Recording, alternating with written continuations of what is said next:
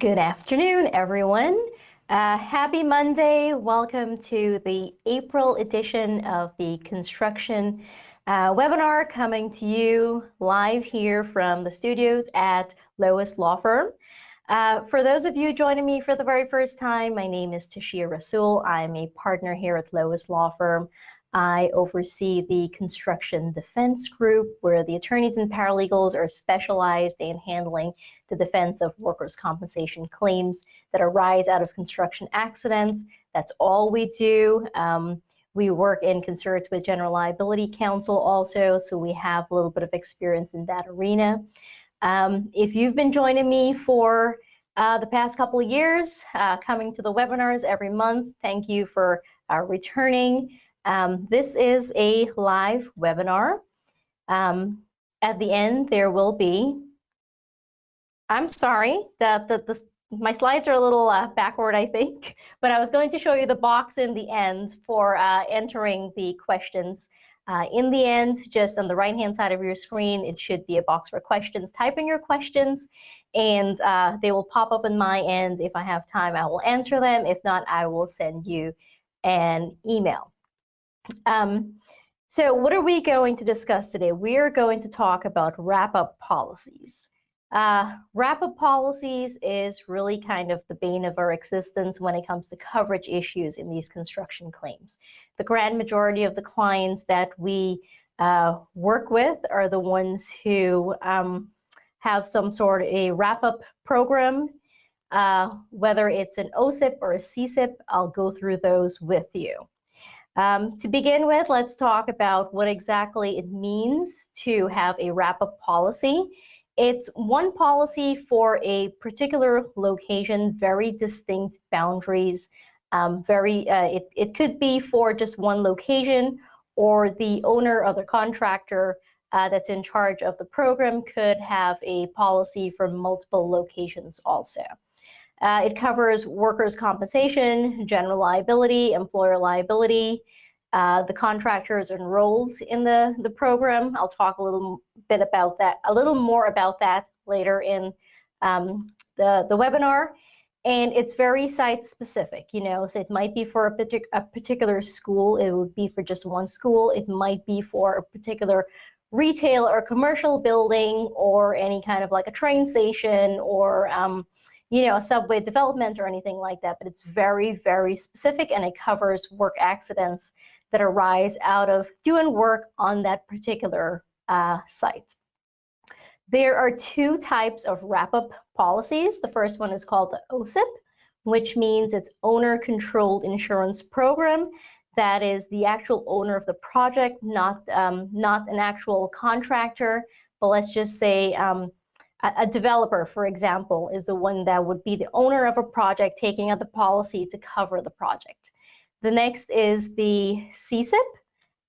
It's a contractor-controlled insurance policy. This is where a big contractor is hired to take a policy and do the work on the project, and they're the one that's responsible for all of the administration and so forth of the policy. The one that we see primarily in New York City is the OSIP, but we are seeing more and more CSIPs, where the project developers are the ones taking out the insurance policy and controlling the program.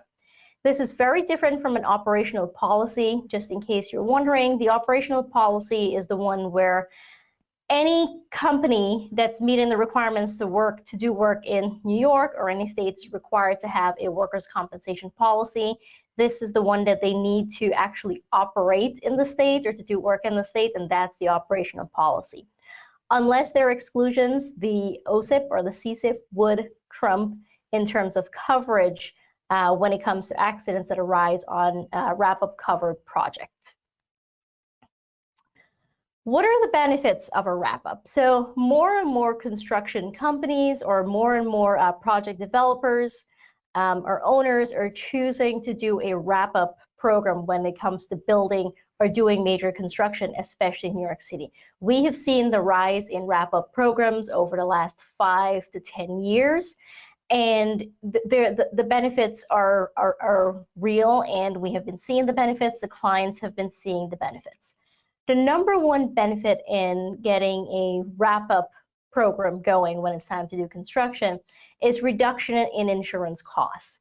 And so if you've been watching me for the past couple of years, or if you've been working with me, you know our goal is to, in the construction claims, collaborate with the general liability attorneys, share information, of course, within the applicable restrictions and guidelines, and that in and of itself helps to reduce exposure. And when there is a wrap-up program, it's much easier to share that information, to collaborate on strategy, and to ensure there's not duplicative efforts on the workers' comp side and the general liability side to do the global settlements, which all in turn leads to a reduction in insurance costs. So that really is the primary reason for doing these wrap-up programs. It prevents gaps in coverage because, as you know, there are so many contractors and subcontractors who are going to be working on a project. Being enrolled as a part of in the wrap-up will ensure that the coverage is consistent through the entire time that the contractor is supposed to be on the job site. We don't have to worry about them and their operational policy. Did they renew? Did they have continuous coverage? Did an accident occur in between coverage? The wrap-up takes care of all of that. Efficient claims handling. So when you have a wrap-up program, the owner or the contractor that's controlling the program will have a very defined roadmap for how claims are supposed to be handled. Who should be notified? Who should be called? When are they being called? When do we bring in, defense counsel into it? When is authority for settlement? When does it have to be elevated to the client? How much authority does the claims handler actually have? They're very, very strict and well-defined guidelines in terms of handling the claim. So all of the parties, and it's going to be a lot of parties, know what to do and when to do it. It's also helpful because it can reduce risk through a uniform safety handling program. As you know, the construction sites, they are, in and of themselves dangerous. But not only that, the fact that more and more claimants are filing bogus claims, accidents that didn't even happen. It is crucial to have a safety handling program in place that everyone is aware of. The clients that I work with, they have a special team of individuals who handle the safety. There's a protocol. There are meetings every week with updates on safety issues, what needs to be done, what has been done right, what needs to improve. The discussions that are being made with the workers every week also, informing them if you sustain an injury or there was an accident, you have to report it to X, Y, and Z person. You have to ensure that the proper documentation are filled out. It is very, very important to have one of this, and having the wrap-up program, the coordination of a safety team is helpful in terms of ensuring that the job site is as safe as possible. And if, unfortunately an accident occurs, the protocol for reporting the accident is something that's also well detailed, and there is a roadmap for that also. So who is covered under the wrap-up policy? Enrolled contractors are covered under the wrap-up policy. You must be enrolled. What does this mean? The contractors submit an application to do work on the project. It has to be reviewed and approved by the owner or the contractor. If you're not enrolled in the project, you would not be covered by the wrap-up. So we see this often enough that it's actually an issue that we litigate in court when it comes to coverage. A lot of job sites, they exclude things like asbestos removal or the demolition phase, and things maybe like elevator repair work or elevator installation work. There are times when the claimant is there removing asbestos or working in the elevator, and they get injured. They sustain injuries as a result of an accident. Generally, the wrap-up is being placed in notice first because their attorneys are going to go in there saying, oh, this was a wrap-up program, we need to put that carrier in notice. However, after digging into it and seeing that the contractor is not enrolled, there would be no coverage. So we'd be pointing our fingers at the operational policy for coverage for that accident.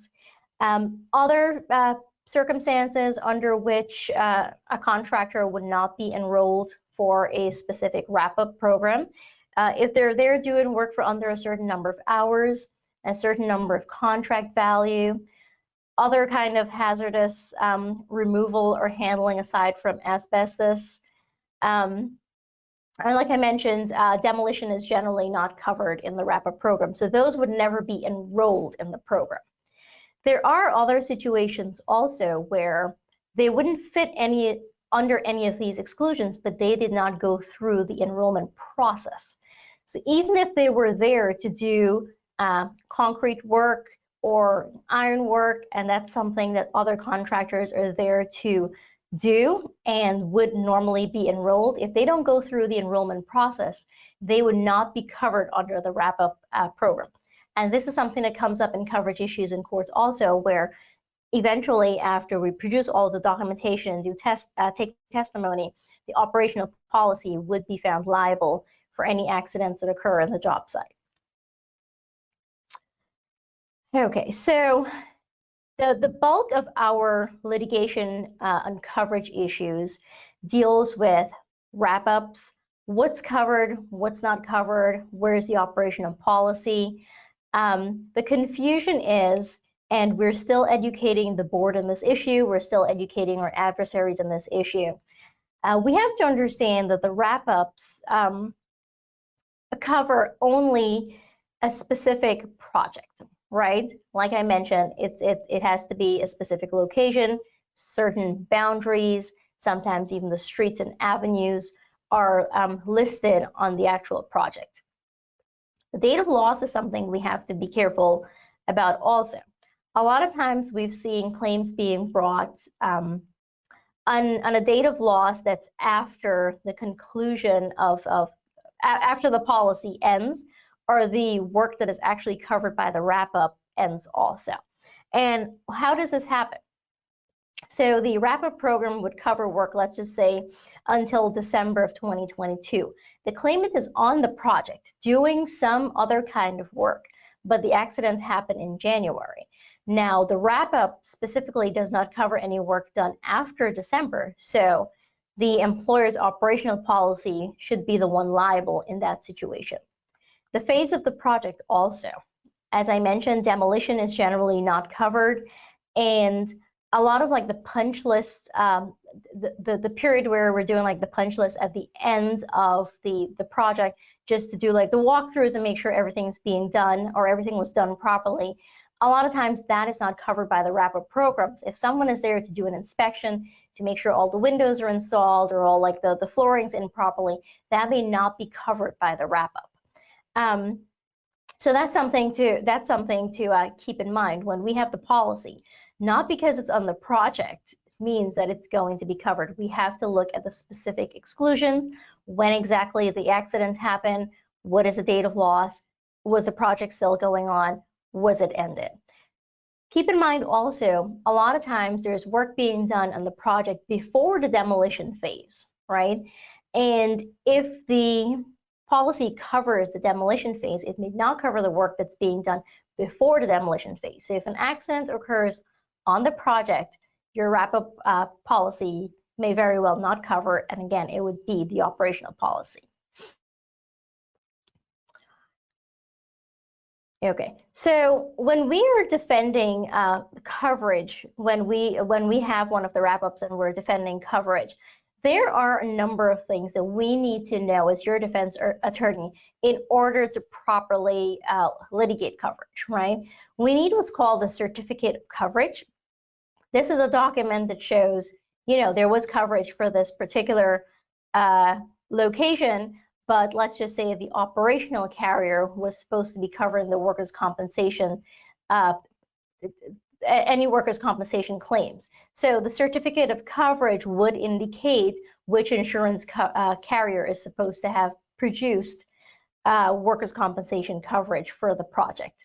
We need the policy manual. This is something we really need, especially when we're contesting that the kind of work that's being done is not something, it's not the type of work that would be covered. So for example, the asbestos removal or other hazardous waste, the policy manual would include this information indicating the kind of work that's not being covered.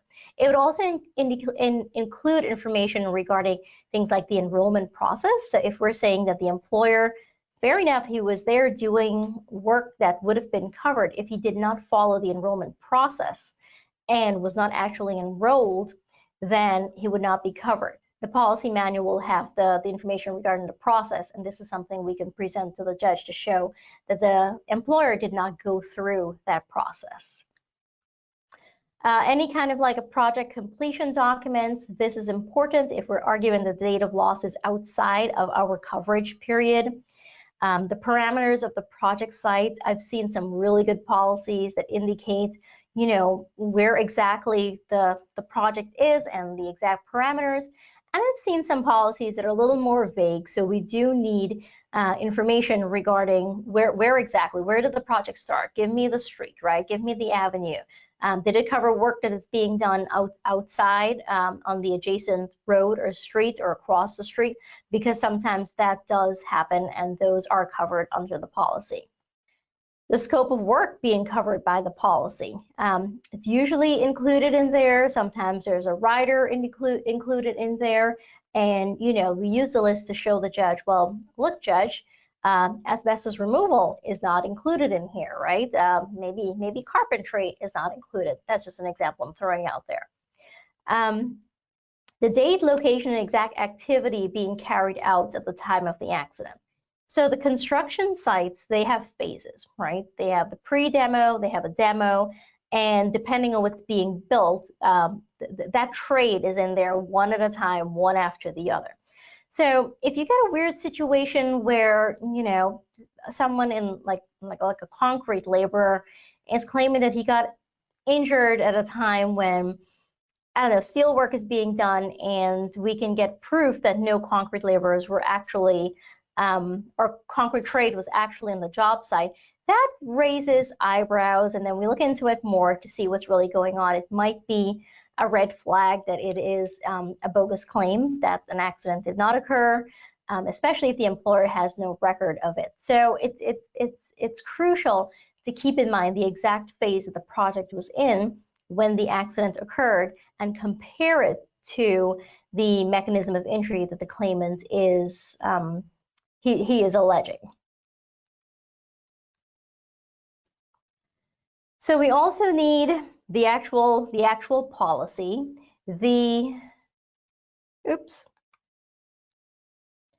So we actually need the actual policy for litigating, but this is something that we always recommend, that whenever there is a wrap-up program involved, for us to get that information from the very beginning, because even if the employer, or I'm sorry, the owner or the contractor isn't really contesting coverage, I think it's important for your attorneys to review the documents to confirm that there are no coverage issues, to confirm that we shouldn't be controverting it. Just because of the nuances in the terms in the policy and the certificate of coverage, they're sometimes not very clear.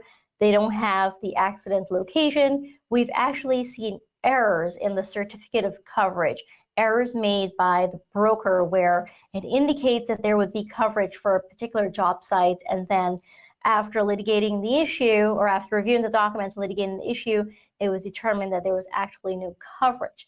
Remember, the certificate of coverage is not proof of coverage, right? So we always have to, I'd say, send those over to your attorney, your defense attorney, for them to take a look at that. The policy manual, it's good for your attorneys to always have it. It's just really one policy manual for the entire project. It's not ongoing. It's not a continuously new document. The enrollment log, however, is a list of the employers that were enrolled on a particular day or particular week in the project. Our clients have advised us this document is usually a rolling, ever-changing document, because new contractors are added ever so often. And then, you know, as the contractors complete their work, they're removed from the enrollment list. So this is something we should be requesting. You should be given to your attorneys from the very beginning to confirm enrollment if it hasn't been confirmed on your end. But it's something your attorney can take a look at and be like, oh, wait, we don't see this employer here in the date of loss. Are you sure that we're accepting coverage for this particular claim? Okay.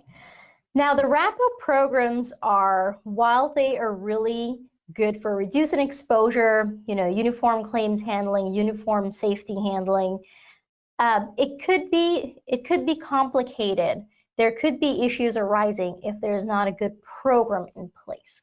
So all of the clients I work with have a really good program in place, and it takes a lot of time to actually put the program together. It's not just waking up one day and saying, all right, we're gonna, do this construction of a 50-story building, we'll just get a policy. There's actually a very detailed program that's put together by all of the parties involved. All of the clients that I've worked with, they usually have a kickoff meeting in the beginning of the project for everyone to meet each other, ask questions, know who is who and what needs to be done when, so that everyone's on the same page. Now, there's usually a broker involved. The broker is the one who helps the owner or the contractor to secure the policy, help negotiate the rates and the terms of the policy.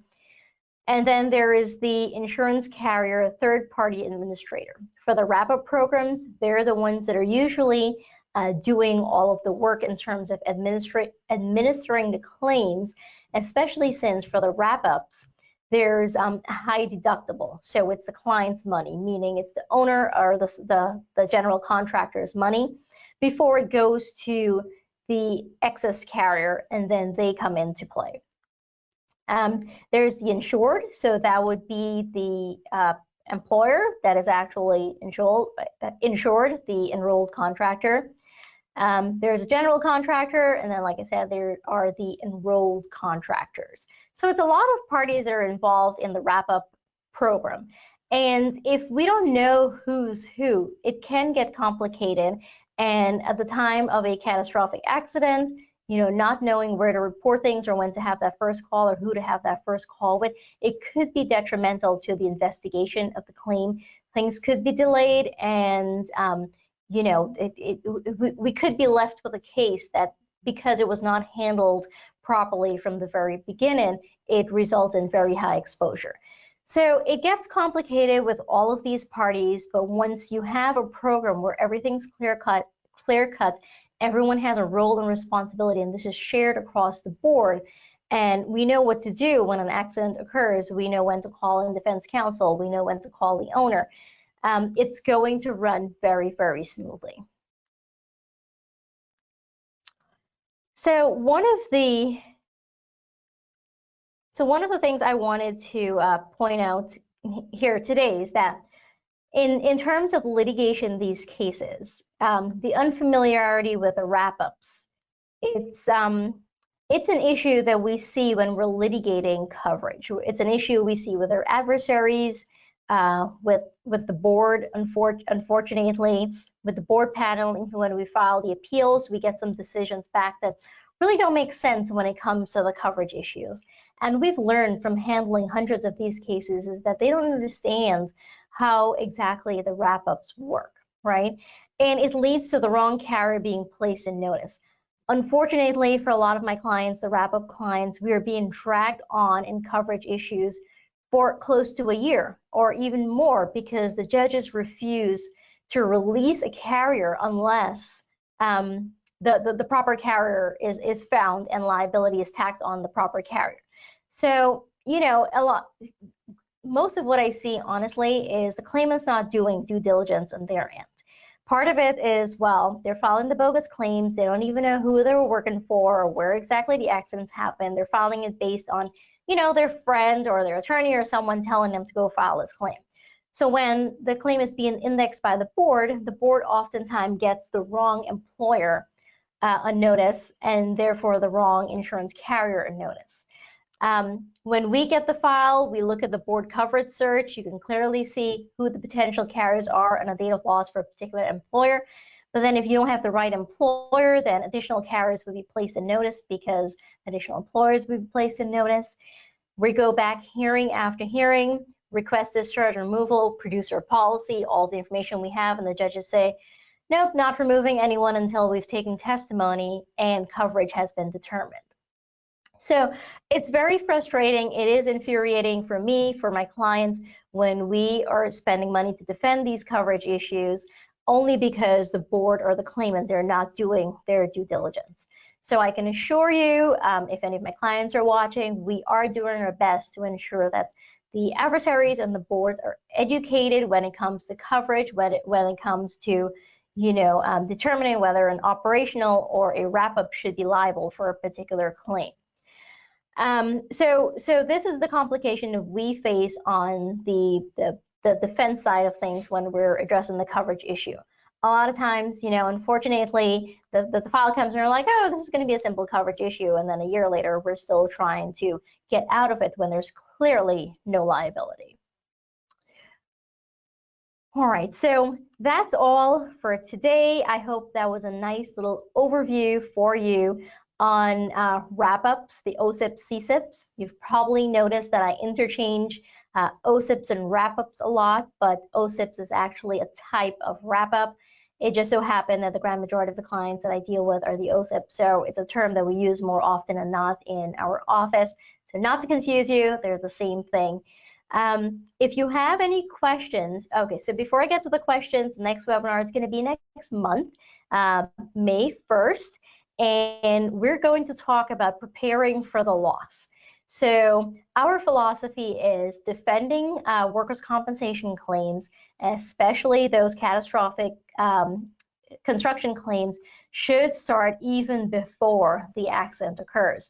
And this ties into the wrap-up program and the roadmap, the guideline that I talk about, the program that I talked about earlier today, where we need to know who all the players are, we need to know who does what. So once all this is done ahead of time, it is in essence preparing for the loss. So we'll talk more about that next month. All right, let's see if there are any questions.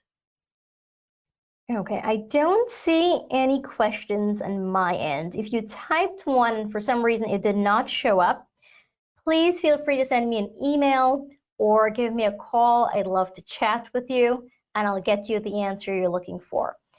All right, thank you for joining me here today. I will see you next month. Warm weather is coming this week, so be sure to enjoy it. I know I'm looking forward to it. All right, take care, everyone.